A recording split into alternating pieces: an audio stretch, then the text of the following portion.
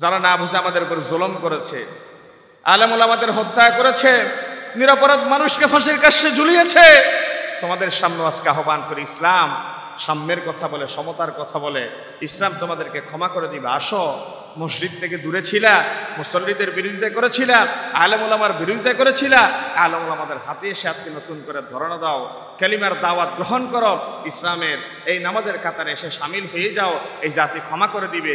আল্লাহর কাতার ও জাহান্নামীদের কাতার থেকে মুক্ত হয়ে আল্লাহর জান্নাতের কাতারে তোমাদের ঠিকানা সুনিশ্চিত করতে পারবা। ঠিক কিনা বলেন না? আমরা তোমাদেরকে আহ্বান জানাই, তাদের সেই মাথা উঁচু করে দাঁড়ানোর ভেতরে ইসলাম ঢুকিয়ে দেন।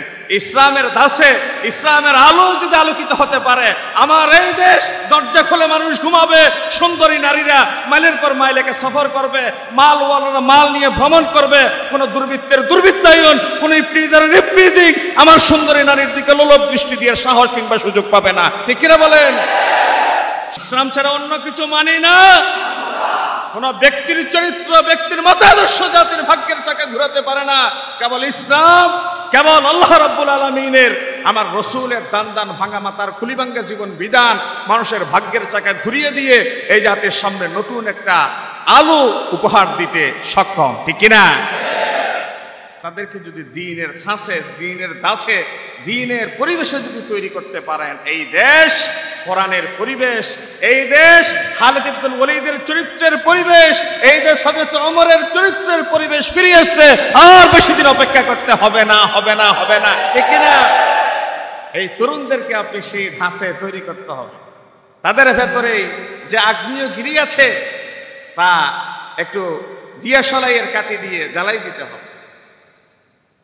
তাদেরকে উৎসাহ উদ্দীপনা দিয়ে সামনে পথ প্রদর্শকের জায়গায় দাঁড়া করাতে হবে। তাহলে এই জাতি আর কখনো পিছনে ফিরে থাকাতে হবে না, এই জাতি শুধু যাবে সামনের দিকে। আল্লাহ আমাদের তরুণ যুবকদেরকে হযরত খালিদ ইবনুল ওয়ালিদের যোগ্য উত্তরসূরির ভূমিকায় অবতীর্ণ হয়ে দ্বীনের এক একজন অতন্দ্র প্রহরীর ভূমিকায় অবতীর্ণ হওয়ার তৌফিক দান করে বলি আমিন।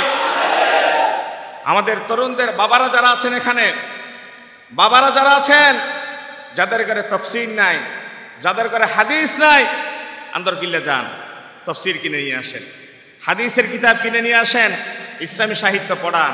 এই তরুণরা এই যে কুমর সোজা করে মাথা উঁচু করে একবার দাঁড়িয়েছে, তাদের সেই মাথা উঁচু করে দাঁড়ানোর ভেতরে ইসলাম ঢুকিয়ে দেন। ইসলামের দাসে, ইসলামের আলো যদি আলোকিত হতে পারে, আমার এই দেশ দরজা খুলে মানুষ ঘুমাবে, সুন্দরী নারীরা মাইলের পর মাইলেকে সফর করবে, মালওয়ালারা মাল নিয়ে ভ্রমণ করবে, কোন দুর্বৃত্তের দুর্বৃত্তায়ন, কোন ইপ্রিজারের ইপ্রিজিং আমার সুন্দরী নারীর দিকে লোলভ দৃষ্টি দিয়ে সাহস কিংবা সুযোগ পাবে না। ঠিক কিনা বলেন? সেই পরিবেশ আপনাকে আমাকে ফিরিয়ে দিতে হবে, সেই পরিবেশ আপনাকে আমাকে ফিরিয়ে আনতে হবে। তার জন্য কোরআন দরকার, তার জন্য ইসলাম চর্চার একটা সুন্দর পরিবেশ দরকার। আমরা বিনয়ী আচরণ করব, পাশাপাশি বসে থাকবো না, নিজেরাও জানবো, আমাদের তরুণদেরকেও জানাবো। ইসলাম তরবারির জোরে আসে নাই, আবার মাঝে মধ্যে ইসলামের প্রয়োজনে তরবারির ব্যবহার যখন প্রয়োজনীয়তা দেখা দিয়েছে তখন তারা কৃপণতাও করে না। এই জন্য যখন মুখের কথা দরকার কথা দিয়ে, যখন চিন্তার দরকার চিন্তা দিয়ে, যখন হাতে লাঠি এবং অস্ত্র দরকার তখন হাতের লাঠি এবং অস্ত্র দিয়ে জাতির ভাগ্য পরিবর্তনের জন্য মাঠে নামা দরকার। ঠিক কিনা? ইসলাম সব কিছুর পথ খোলা রেখেছে। ইকাতিলুনা ফি সাবিলিল্লাহ ফায়াকাতুলুনা ওয়া ইউকতালুন। ইসলামের চেয়ে সুন্দর, ইসলামের চেয়ে উদার, ইসলামের চেয়ে সাম্যের, ইসলামের চেয়ে ন্যায়, ইসলামের চেয়ে সমতার কথা কোন তন্ত্র মন্ত্র, কোন আদর্শ, কোন চেতনা আমাদেরকে দিতে পারে নাই, কিয়ামত পর্যন্ত পারবে না। সেটা আজ থেকে ১৫০০ বছর আগে ইসলাম যে পারে, ইসলাম যে ভারসাম্যপূর্ণ জীবন বিধান, সেটা আমার নবী প্যাকেট করে জাতির সামনে উপস্থাপন করে হাদিয়া দিয়ে গিয়েছেন। ঠিক কিনা বলেন না? সুতরাং ইসলাম ছাড়া অন্য কিছু মানি না, ইসলাম ছাড়া অন্য কিছু মানি না। কোন ব্যক্তির চরিত্র, ব্যক্তির মতাদর্শ জাতির ভাগ্যের চাকা ঘুরাতে পারে না। কেবল ইসলাম, কেবল আল্লাহ রাব্বুল আলামিনের, আমার রসুলের দান দান ভাঙা মাতার খুলি ভাঙ্গা জীবন বিধান মানুষের ভাগ্যের চাকা ঘুরিয়ে দিয়ে এই জাতির সামনে নতুন একটা আলো উপহার দিতে সক্ষম। ঠিক কিনা? প্রিয় ভাইরা, আমার নবী মক্কায় প্রবেশ করার সময় যে বিনয়ী আচরণ তিনি করেছেন, তিনি সকলের সামনে বীর শার্দুল, নরশার্দুল রূপে আসলেন।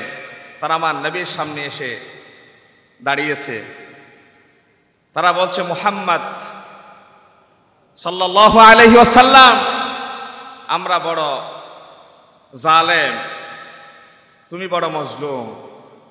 মুহাম্মদ ইসলাম জিজ্ঞাসা করলেন, আজকে তোমরা জালেমরা আমার থেকে কি ধরনের আচরণ আশা করো? তারা তো চালাক মানুষ। আমার নবীকে তারা জবাব দিয়েছে, আখুন করিম, তুমি আমাদের সম্মানিত ভাই। ইবনু আখিন করিম, তোমার বাবাও ছিল বড় সম্মানিত মানুষ, সুতরাং তুমি আমার ভাই হিসেবে আমরা তোমার ভাই, তোমার বাবা আমাদের ভাই হিসেবে তুমি আমাদের ভাতিজা, আমরা তোমার চাচা। সুতরাং ভাই হিসেবে ভাইয়ের সাথে যেই ধরনের আচরণ করা দরকার, ভাতিজা হিসেবে চাচার সাথে যেই ধরনের আচরণ করা দরকার, আমরা আশা করি আজকে তুমি আমার সাথে ওই ধরনের আচরণ করো। নবী করিম সাল্লাল্লাহু আলাইহি ওয়াসাল্লাম বলছেন, ইযহাবু আনতুমুত তুলাকা লা তাসরিবা আলাইকুমুল ইয়াউম, আজকে তোমাদের সকলকে সাধারণ ক্ষমা ঘোষণা করা হলো। সুবহানাল্লাহ বলেন। সামনে যারা দাঁড়িয়ে আছে, কথা বলছি আসামির কাঠগড়ায়, দরজা বন্ধ করে অপেক্ষা করছে মুহাম্মদের বিজয়ী সৈনিকরা আজকে মক্কায় প্রবেশ করেছে। না জানি কত নারীর সম্ভ্রম হানি ঘটবে, না জানি কত ঘরের লটপাট হবে। যারা বলেছিল এই সরকারের পতন হলে পরে এই বাংলাদেশে 5 লক্ষ মানুষের জীবন হানি হতে পারে, আমরা প্রমাণ করে দিয়েছি সরকারের পতন হয়েছে, ঠিক আছে, 5 জন মানুষও অন্যায়ভাবে রাস্তায় মৃত্যুবরণ করে নাই, ঠিক কিনা? কারণ ইসলাম যে সৌন্দর্যের কথা বলে, ইসলাম যে সমতার কথা বলে, ইসলাম যে ন্যায়ের কথা বলে, সেটা পৃথিবীর কোনো তন্ত্র মন্ত্র আদর্শ থেকে শিখতে হবে না। আজ থেকে 1500 বছর আগে আমার নবী মক্কা বিজয় করাকালীন সমস্ত জালেমদেরকে সামনে পেয়ে যেভাবে সাধারণ ক্ষমা ঘোষণা করেছিলেন, আজকে সেই দৃষ্টান্ত জাতির সামনে আমরা দেখিয়ে দিলাম, ঠিক কিনা বলেন? তোমাদের সকলকে ক্ষমা ঘোষণা করে দিলাম। তবে হ্যাঁ, 11 জন মানুষ তারা যদি খানায় কাবার কালো গিলাফু ঝুলে ধরে থাকে, আজকে তাদের ক্ষমা নাই। তারা আমার নবীর চরিত্র হনন করে কবিতা রচনা করেছে, আমার আল্লাহর ব্যাপারে ব্যঙ্গাত্মক বিদ্রুপাত্মক কথা বলেছে, তারা সীমা লঙ্ঘন করেছে। ওই 11 জন মানুষের ভেতরে একজন আমার নবীর সামনে এসে বোরকা পরে বলেছে, ইয়া রাসূলুল্লাহ, অমুক ব্যক্তি যদি আপনার কাছে এসে আজকে ক্ষমা চায়, ঈমান গ্রহণ করে আপনি কি তারে মাফ করে দিবেন? আমার নবী উদার দিলে বলেছে, সেও যদি আসে আজকে আমি তারে মাফ করে দিলাম। এই কথা বলার সাথে সাথে সে বোরকাটা তুলে বলে, ইয়া রাসূলুল্লাহ, ওই ব্যক্তি তো আমি। আল্লাহর নবী বলেছে, আজকে তোমাকেও আমি মাফ করে দিলাম। সুবহানাল্লাহ বলেন।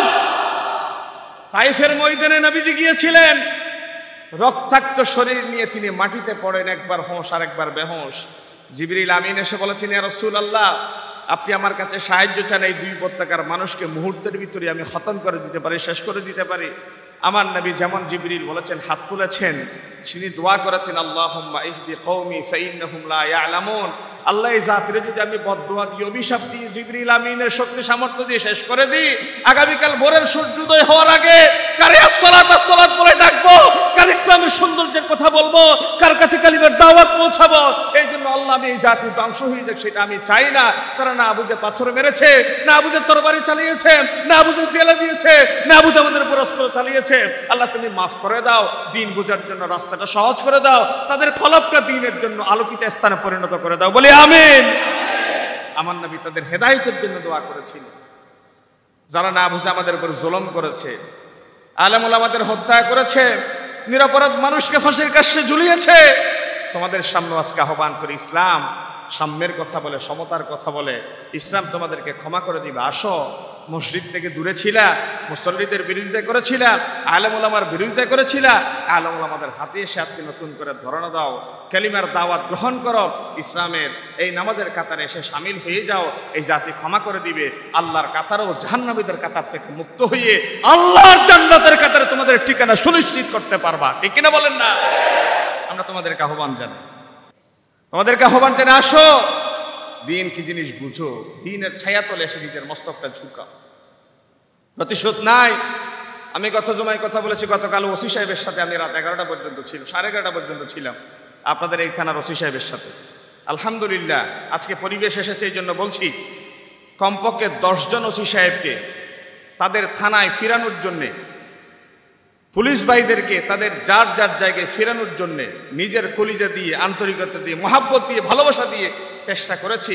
আলহামদুলিল্লাহ, বাংলাদেশের সুন্দর একটা পরিবেশ ফেরানোর জন্যে প্রাণান্তকর প্রচেষ্টার মাধ্যমে আমরা আমাদের চেষ্টা চালিয়ে যাচ্ছি। এখন যার যার জায়গায় সকলে কর্মস্থলে ফিরে গিয়ে আমাদের জানমালের নিরাপত্তার রক্ষা কবচ হয়ে তারা এখন রাস্তাঘাটে ডিউটি করছে। তারা আমাদের জানমালের নিরাপত্তা দিয়ে রাত দিন খেটে পরিশ্রম করে যাচ্ছে। আল্লাহ আমাদের প্রিয় ভাই যারা মিসগাইডেড হয়েছিল তাদেরকে বুঝদান করুক, যারা মজলুম হয়েছে আল্লাহ আমাদেরকে ক্ষমা করে দিক। প্রত্যেককে এক কাতারে দাঁড়িয়ে ভাই কান্নাহুম বুনিয়ানুম মারসুস, শীষেডালা প্রাচীরের নিয়ে আমাদের দেশকে একটা দুর্ভেদ্য প্রাচীর তৈরি করে কাঁধে কাঁধ মিলিয়ে ঐক্যের একটা সুন্দর পরিবেশ তৈরি করে দ্বীন প্রচারের দ্বীনের একটা পরিবেশে আমাদের বসবাসের আল্লাহ তৌফিক দান করুক। সকলে বলে আমিন। কথা না বাড়িয়ে আরো 2-4টা পয়েন্ট ছিল, সেই কথা ইনশাআল্লাহ আগামী জুমায় বলবো। কেউ কষ্ট নেবেন না আমার কথায়, আমি কাউকে কষ্ট দেওয়ার জন্য অ্যাটাক করার জন্য কথা বলি না। আমি গত জুমায় বলেছি, আজকেও বলছি, ভাই আমি এই কথা মাথায় রেখে কথা বলি, এটা রাজনৈতিক প্ল্যাটফর্ম নয়। তবে কিছু কথা না বলেও যদি একদম বসে থাকি তখন হয়ে যাব বোবা শয়তান। নবী করিম সাল্লাল্লাহু আলাইহি ওয়াসাল্লাম বলেছেন, হক কথা যে ব্যক্তি বলে না সে তো বোবা শয়তান। আখরাসুশ শয়তান বলেছে বোবা শয়তান। মান আযলামু মিম্মান কাতামা শাহাদাতান ইনদাহু মিনাল্লাহ। দিন জানার পরে, ইসলাম বুঝার পরে যে ব্যক্তি দিনের কথা, ইসলামের কথা, কোরআনের কথা জাতির সামনে উপস্থাপন করে না, তার চেয়ে বড় জালেম আর কে হতে পারে? আল্লাহ বলেছেন জালেম। আল্লাহর কথা রেখে আমরা জালিম হই, সেটা কি আপনারা চান? আপনাদের এত হাজার হাজার মুসল্লিদের পেছনে রেখে আমরা ইমামতি করি, আপনারা আমাদের ইমামতিতে আল্লাহর জান্নাতে যেতে চান। এই ইমামটা আপনাদের এই ভাইটা জালেম হয়ে জাহান্নামে যাক, সেটা কি আপনারা চান? যদি না চান তাহলে হক কথা বললে আপনারা মনে কষ্ট নেবেন না, কোনোদিন কষ্ট নেবেন না। আমি কোনো ভাইকে কোনোদিন ঘায়েল করার জন্য, অ্যাটাক করার জন্য, আমার রাজনৈতিক মতাদর্শ প্রচারের জন্য ওয়াল্লাহ কোনোদিন কথা বলবো না, কোনোদিন কথা বলবো না। সত্য কথা বলবো, সত্য কথা যেদিকে যায় সেদিকে আপনাদের যেদিকে আপত্তি আছে? সত্য কথা যেই দলের দিকে যায়, যেই মতের দিকে যায়, যেই চিন্তার দিকে যায়, সেটা তো ইসলামের পথ, সেটা তো কল্যাণের পথ, সেটা তো রসুলের পথ, সেটা তো কালিমার পথ। সেই রসুলের পথ, কালিমার পথ, ইসলামের পথ অনুসরণ করতে আপনাদেরকে কোনো আপত্তি আছে? তাহলে আমরা আপনাদেরকে ইসলামের দিকে আহ্বান করছি, আমরা আপনাদেরকে কালিমার দিকে আহ্বান করছি, আমরা আপনাদেরকে আমার নবীর দান দান ভাঙা রক্ত মিশানো ইসলামের দিকে, কল্যাণের পথে আহ্বান করছি। আমরা কোনো তন্ত্র মন্ত্র, ব্যক্তি আদর্শ চেতনায় উজ্জীবিত হওয়ার জন্য আহ্বান করছি না। আসুন ইসলাম মানে, ইসলাম বুঝে দিন, বুঝে দিন মানে দিনের উপর অটুট অবিচল থাকার আল্লাহ তৌফিক দান করে বলি আমিন। IUB media